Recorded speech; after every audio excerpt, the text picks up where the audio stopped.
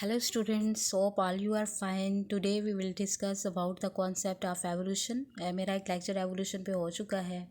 उसमें मैं आपको बता चुकी हूँ कि एवोल्यूशन क्या है, यानी इसके अंदर इंट्रोडक्शनरी लेक्चर जो है वो हो चुका है। यहाँ पर भी हम थोड़ा बहुत देख लेते हैं कि एवोल्यूशन क्या है, दैन उसके कॉन्सेप्ट्स की तरफ जाते हैं।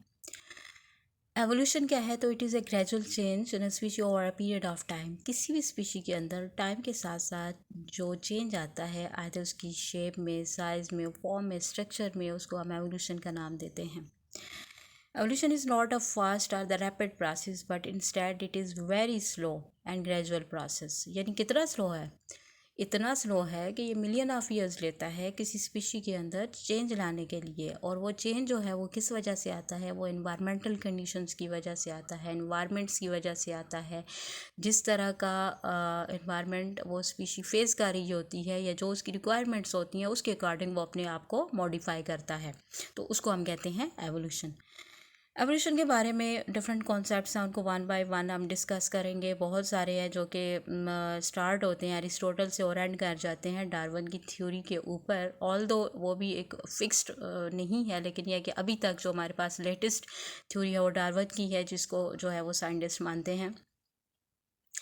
एवोल्यूशन जो है उसके बहुत क्लियर किस्म के हमारे पास कुछ एविडेंसेस हमें मिलते हैं। जैसे अगर आप एलिफेंट में या हॉर्स के स्केलेटन्स देखें, जो हमें फॉसिल्स मिलते हैं, जो इनके 1000 ईयर्स अगो या मिलियन ऑफ ईयर्स अगो के हमारे पास स्केलेटन है, तो उसमें हमें हॉर्स और एलिफेंट की साइज़ और शेप में बहुत बड़ा चेंज लगता है, जो कि with respect to the organisms जो कि अभी सर्वाइव कर रहे हैं उनसे।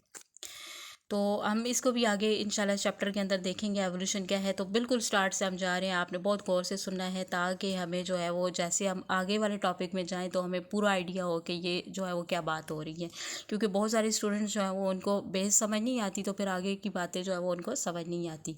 पहला कॉन्सेप्ट, जो सबसे अर्लीस्ट कॉन्सेप्ट हमें एवोल्यूशन का मिला था, वो स्काला नेचुरी का मिला था। और ये स्काला नेचुरी दिया किसने था? It was given by the Aristotle. Aristotle was born in 384 BC before Christianity, यानी 384 साल पहले हज़रत ईसा की पैदाइश से 384 साल पहले का ये साइंटिस्ट है या स्कॉलर है। He was a naturalist, nature को स्टडी करने वाला साइंटिस्ट था। और he was a student of Plato.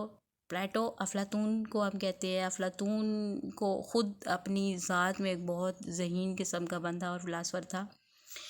Aristotle प्लेटो का स्टूडेंट था और अलेक्जेंडर का टीचर था, यानी सिकंदर आज़म का टीचर था। तो आप ख़ुद इनकी जो है वो देख सकते हैं कि क्या प्लेस होगी अरिस्टोटल की। प्लेटो का कहना यह था कि अरिस्टोटल जहानत का मुजस्मा है, और अरिस्टोटल ने ऐसा स्टूडेंट बनाया जिसे पूरी दुनिया को फ़तह किया, ऑलमोस्ट पूरी दुनिया को फ़तह कर लिया था। अलेक्जेंडर ग्रीस का, यानी अरिस्टोटल के इलाके का शहज़ादा था, और वो इस मकसद से अपने मुल्क से निकला था कि मैंने पूरी दुनिया को फ़तह करना है, और ऑलमोस्ट कर चुका था। अनफॉर्चुनेटली जब वो टेक्सला के इलाके में पहुंचा, तो यहाँ पर ही गॉट इलनेस, और उसकी वजह से उसकी डेथ हो गई थी। अब आते हैं दोबारा अपने टॉपिक की तरफ। स्काला नेचुरी। एरिस्टोटल ने जब वो नेचर को स्टडी कर रहा था, तो उसने एक कॉन्सेप्ट दिया था, स्काला नेचुरी का दिया था। He was right in 382 BC। स्काला नेचुरी क्या था? तो स्काला का मतलब होता है लेडर, नेचुरी का मतलब है नेचर, लेडर ऑफ नेचर।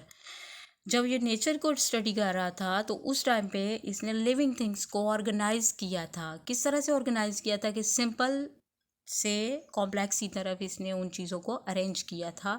और according to him all organisms fit into an orderly scheme later called scala naturae or the ladder of nature. इसने कहा था कि नेचर ने इन सारे ऑर्गेनिज्म को एक प्रॉपर आर्डर से अरेंज किया हुआ है। कैसे अरेंज किया हुआ है? कि पहले नेचर ने सिंपल ऑर्गेनिजम्स बनाए, देन वो फिर कॉम्प्लेक्स की तरफ जो है वो गया। तो हमारे पास जो है ये चीज़ें जो है वो एक सीक्वेंस में हैं।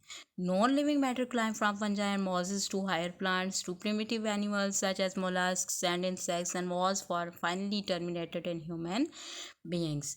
अकॉर्डिंग टू हिम, उसने क्या कहा कि जो नॉन लिविंग कंपोनेंट्स होते हैं वो सम अप हुए, और उन्होंने ऑर्गेनिक लिविंग मैटर बनाया। ऑर्गेनिक लिविंग मैटर ने सबसे पहले सिंपलेस्ट जैसे प्रोकैरियोट्स बने, जो छोटे यूनिसेलुलर सिंपल सेल वाले ऑर्गेनिज्म हमारे पास आ जाते हैं, यानी सिंपल ऑर्गेनिज्म है, जैसे कि फंजाई है, देन फंजाई के बाद मॉजेज हैं, वो सी कॉम्प्लेक्स हैं, देन हायर प्लांट्स हैं, देन एनिमल्स हैं जैसे कि मोलस्क हैं, यानी सिंपल एनिमल हैं, इंसेक्ट्स हैं, और फाइनली ये टर्मिनेट हमारे पास जो लेडर है, सीढ़ी है या सीक्वेंस है, वो टर्मिनेट कर जाता है ह्यूमन बीइंग्स पे। ह्यूमन बीइंग से कॉम्प्लेक्स जो है वो कोई चीज़ नहीं है, और ये सारा किसने सेट किया हुआ है? नेचर ने किया हुआ है। And it was thought to be the permanent and the never changing, ये समझा जाता था कि ये परमानेंट है और ये कभी चेंज होने वाला सीक्वेंस नहीं है। ये सामने मैंने सीढ़ी बना के आपको दिखा दिया है, लैडर बना के दिखा दिया है, जो कि अकॉर्डिंग टू एरिस्टोटल है, यानी उसने इस लैडर के अंदर मॉजेस को नीचे रखा, यानी ये सिंपल हैं, फिर उसके ऊपर हायर प्लांट्स को रखा, वो उससे थोड़े कॉम्प्लेक्स है, दैन मोलस्क है, दैन इंसेक्ट है, और दैन ह्यूमन बीइंग्स लास्ट में आ जाते हैं। तो ये ही सीक्वेंस है, यानी सबसे सिंपलेस्ट मॉजेस है और सबसे कॉम्प्लेक्स जो है वो ह्यूमन बीइंग्स है, और ये नेचर ने इनको इसी तरीके से ऑर्गेनाइज किया हुआ है।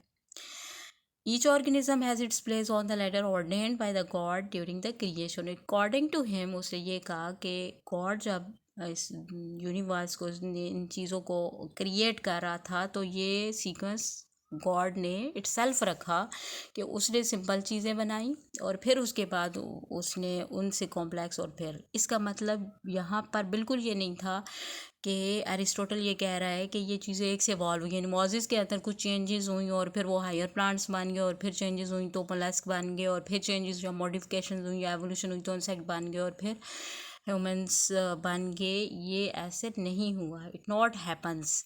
यानी Aristotle was not having the concept of modification in the species, but instead वो ये कहता था कि that is a ladder which is created by the God and which is organised by the God.